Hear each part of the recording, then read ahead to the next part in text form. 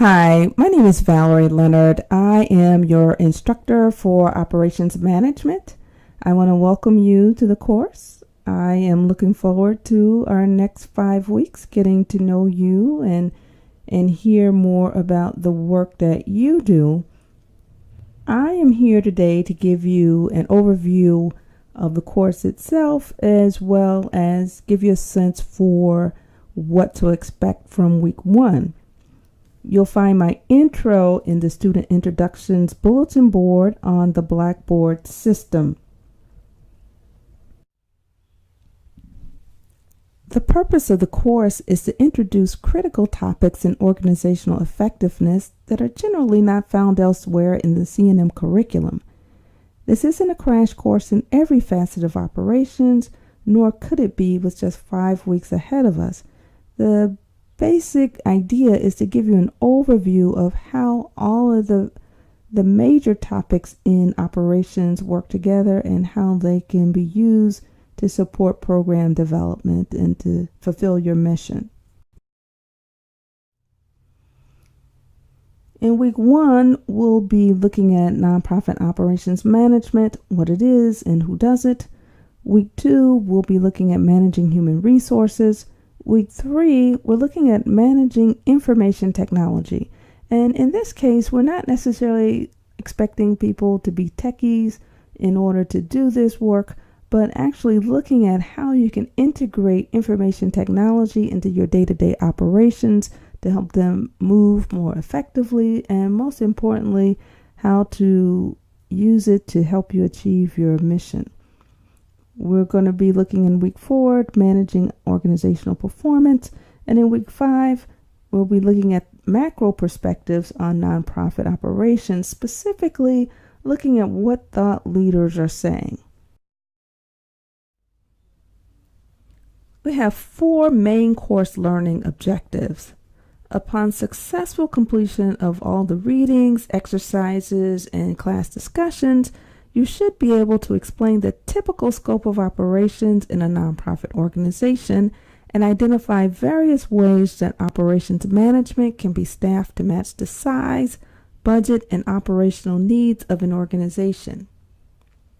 You should be able to recognize the fundamentals of human resource management and articulate key legal issues that nonprofits cannot afford to overlook.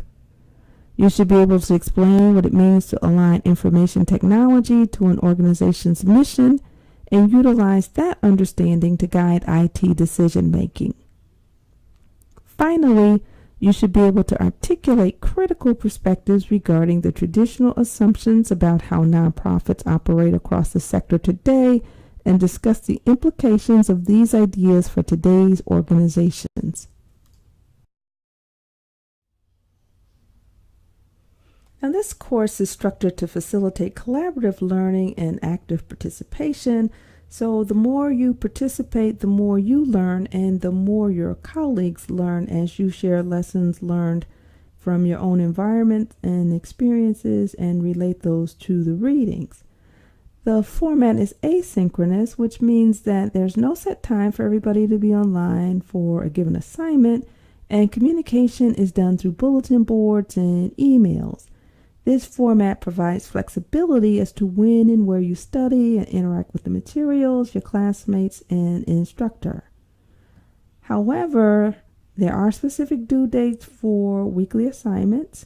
You're required to log on to the course for a minimum of 5 times a week, but as discussions and studio activities develop, you'll probably want to log on more often just to keep up.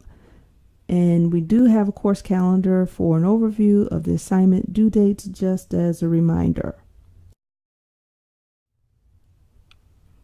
The course is structured such that there are 5 weekly modules, and each module moves through the same 4-step sequence.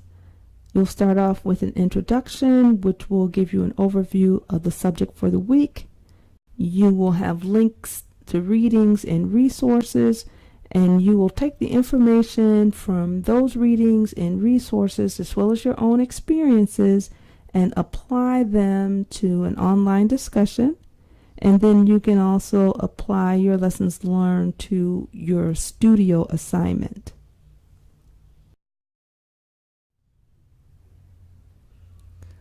So, week one, we'll explore what operations management means in a nonprofit organization and identify the variety of ways that operations can be staffed. So, for week one, we'll be focusing primarily on the role of the Chief Operating Officer or the COO, what happens or what can happen when you have one, explore whether or not you need one, and then look at what happens when you don't have a COO.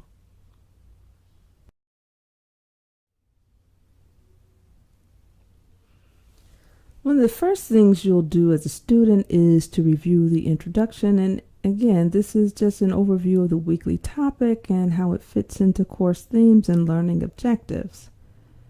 Your starting point for individual reflection and group discussion is the readings and the resources, and you should really be sure to plan adequate time to review the readings and other resources. I can't stress how important it is to keep up. Once you fall behind, it's very, very difficult to catch up and interact with your peers. You should engage in a discussion forum. It's open 24 hours a day, 7 days a week, and it's a shared space for thoughtful discussion with your instructor and peers. And every week you'll develop a discussion question or select one from the discussion question list and lead an engaging discussion. Again, your discussion should draw people out. You should develop new competencies with the new studio activity, and this will be an opportunity to work independently on your choice of studio options. And after completing your studio exercise, you'll post it on a discussion board where your instructor and peers will share comments.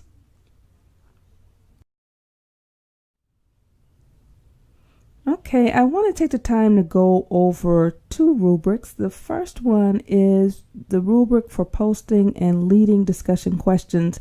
I don't want to take up too much of your time and go through all of these bullet points because these are found in your syllabus, but I did want to remind you that you have a maximum of 10 points, and 10 points are given when you do what is expected. 5 points are given when you move to the expected level of competence, and 0 points are given when you either don't respond or your response adds no value to the conversation. So I invite you to look at the syllabus and explore these bullet points in more detail.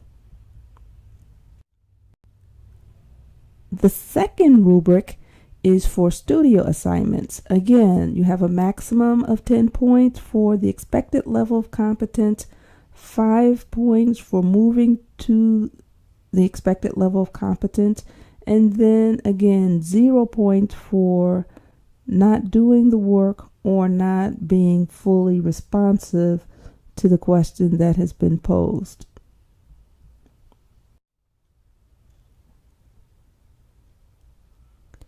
So when we look at week one learning objectives, at the end of the first week, after participating in the activities, after doing all the readings, you should be able to explain the critical importance of operations management to achieving an organization's mission.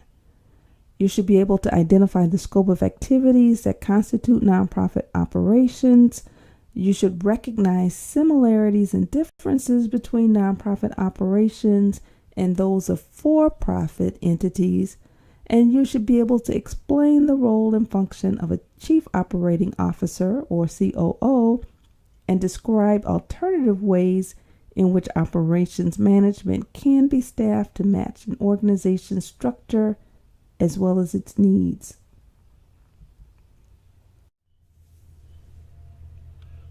I want to bring your attention to the pre-course assessment and student introductions.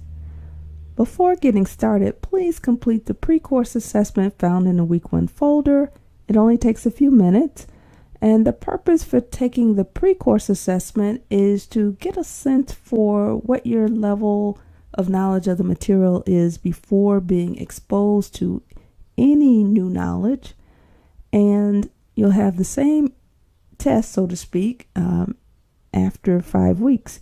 And we'll look at the difference before and after, and that will give us a sense for how effective this course has been in increasing your level of understanding of nonprofit operations. And if you haven't already posted an introduction on the discussion board, now's the time. We strongly encourage PowerPoint files, but they're not required. Photos are especially helpful for getting to know one another, and you'll find that this is one of the most fun parts of the course. We have a number of readings and resources for you. The first resource is this video. It's the course intro and week 1 overview. The next is the COO, an enigma to many. The third resource is creating the COO position. The next one is COO roles and structures, stories from the field. And finally, we have the Chief Operating Officer job descriptions. You'll choose one discussion question and one studio assignment each week. Generally, responses to discussion questions should be posted on Saturdays, and responses to studio assignments should be posted on Tuesdays. It's very important, as I mentioned before, to meet the deadline so that you can maximize discussion on your DQs as well as your studios. And also remember that because your class ends on Wednesdays, it's extremely important to post your studios on that Tuesday. You should check the course syllabus for more details. Responses to discussion questions should be at least 2 paragraphs, and you should respond to your classmates' posts as often as possible, so long as the comments are meaningful. So if you can add a new idea, to the discussion, that's welcomed. To me, it is a waste of time to say, "Oh, that's a great comment," and then not provide anything substantive. You should also respond to your classmates' studio assignments in pretty much the same way. If you have any questions, please post them in the Talk with Valerie forum. Questions of a personal nature may be emailed to me at valeriel@uic.edu or valeriefleonard@msn.com.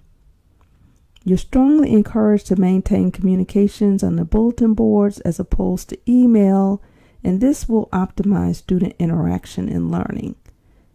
In closing, I want to say again, welcome aboard. I am looking forward to very lively discussions. See you in class.